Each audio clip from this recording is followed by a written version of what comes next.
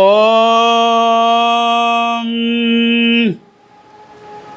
யாசா பத்மாசனஸ்தாம் விபுலகடிதடீம் பத்மவத்ராஜதாக்கீம் கம்பீரா வர்தனா விஸ்தனவர்ணமிதாம் சுப்ரவஸ்திரோக்தரியாம் லக்ஷ்மீம் திவ்யீர் கஜேந்திரைர் மணிகணகஜிதை ஸ்நாபிதா கேமகும்பை நித்யம் சா பத்மகஸ்தா மம வசதிகிருகே சர்வமாங்கல்யயுக்தாம்.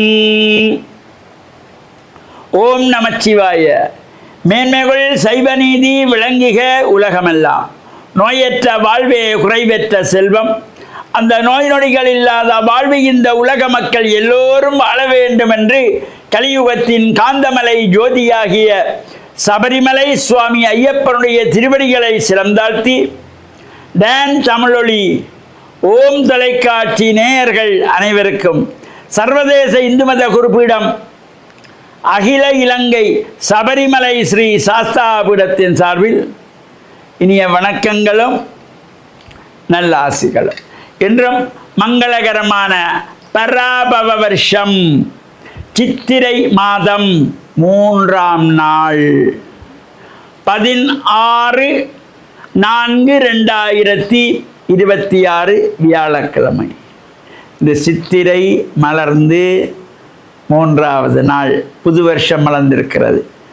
இந்த 60 வருட சுற்றுவட்டத்திலே 40ஆவது வருடம் இந்த பராபவ என்கின்ற பெயரோடு இந்த வருஷம் மலர்ந்திருக்கின்றது. இன்று குருவாரம் என்கின்ற வியாழக்கிழமை. நாம் பொதுவாக ஆசாரசீலராக ஆலயங்களில் சென்று வழிபாடுகள் செய்து நவக்கிரகங்களுக்குள்ளே வடதிசை குபேரனுடைய திசை, செல்வத்தை கொட்டி கொடுக்கின்ற குபேரன் திசை ஆகிய வடதிசையிலே அமர்ந்திருப்பார் இந்த குரு பகவான் என்கின்ற வியாழ பகவான். இந்த வியாழ பகவானுக்கு நாம் இந்த வியாழ சுகம் நமக்கு போதாது, ஜாதக ரீதியாக பார்த்து சொல்வார்கள் வியாழ சுகம் பத்தாது. அவ்வாறு அந்த வியாழ சுகம் போதாது என்கிற பொழுது மனதிலே நல்ல எண்ணங்களோடு 11 குடம் தண்ணீர் அபிஷேகம் சேவிக்க வேண்டும். அவ்வாறு அந்த 11 குடம் தண்ணீர் அபிஷேகம் சேவிக்கின்ற பொழுது அதிலே வாசனாதி திரவியங்கள் புனுகு, எவ்வாது, மறுக்கொழுந்து, கஸ்தூரி, கோரோசனை, பன்னீர், அத்தர் எது எல்லாம் நமக்கு கிடைக்கிறதோ அவற்றையெல்லாம் அதை கொஞ்சம் கொஞ்சம் விட்டு இந்த 11 குடத்திலே அபிஷேகம் சேவிக்கின்ற பொழுது 11 குடத்தையும் தொட்டு வணங்கி அந்த அபிஷேகம் சேவிக்கின்ற பொழுது எல்லா சிறப்புகளும் கிடைக்குமா. அதே போல் மஞ்சள் பட்டி சாத்தி மஞ்சள் மலர்களாலே அர்ச்சனை வழிபாடுகள் செய்கின்ற பொழுதிலும் கொண்டல் கடலை நிவேதனம் வைத்து அடியவர்களுக்கு பிரசாதமாக வழங்குகின்ற பொழுதிலும் எல்லா சிறப்புகளும் கிடைக்கும். குரு பகவான் வியாழ பகவான் ஜாதக ரீதியாக அவர் இருக்கின்ற இடத்திலிருந்து பார்க்கின்ற இடம் நல்ல இடமாக இருந்தால் நமக்கு உயர்வுகளையும் சிறப்புகளையும் நன்மைகளையும் செய்யக்கூடியவர். குரு பார்க்க கோடி நன்மை. அதனாலே தான் ஒரு கல்யாணப்படுத்துறதுக்கு ஜாதகம் எடுக்கிறான்னா கூட சொல்வார்கள், இல்லை இப்போ வியாழ சுகம் போதாது, வியாழ சுகம் வரட்டும், ஜாதகம் பார்த்து கொள்ளலாம் என்று. எனவே இந்த வியாழக்கிழமைகளிலே தவறாமல் வியாழ பகவானுக்கு நாம் இந்த 11 குடத்திலே தண்ணீர் அபிஷேகம் செய்வித்து மஞ்சள் மலர்களாலே அர்ச்சனை வழிபாடுகள் செய்து கொண்டு வர எல்லா விதமான தாக்கங்களும் குறைந்து உயர்வுகள் சிறப்புகள் கிடைக்கின்ற வகையிலே அமையக்கூடியது.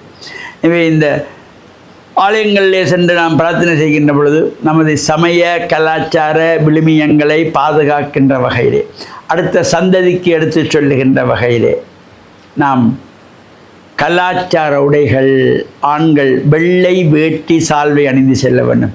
வேட்டி கட்ட வேணுங்கிறதுக்காக காவி வேட்டி, மஞ்சள் வேட்டி, கருப்பு வேட்டி, சிகப்பு வேட்டி, நீல வேட்டி, பச்சை வேட்டி என்று இப்போ கடைகளிலே வியாபார ஸ்தாபனங்களிலே கலராக இந்த வேட்டிகள் வியாபாரத்துக்கு போட்டிருப்பார்கள். அவற்றையெல்லாம் எடுத்து எல்லோரும் கட்டக்கூடாது.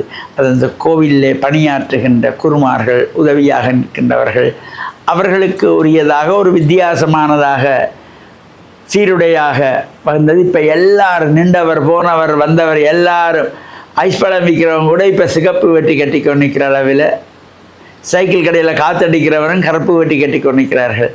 இந்த ஆடை ஆள் பாதி ஆடை பாதி என்றார்கள்.